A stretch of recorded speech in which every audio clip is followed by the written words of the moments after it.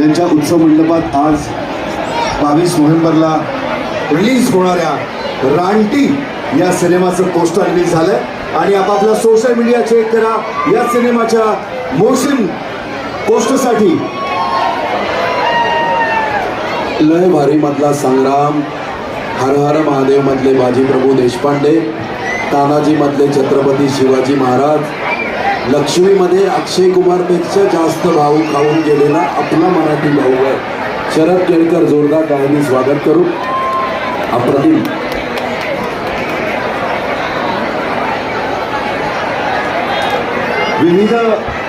विविधांगी भूमिका करून आपल्या मनात त्यांना अतिशय लाडकं स्थान मिळवलंय असा अभिनेता म्हणजे शरद केळकर.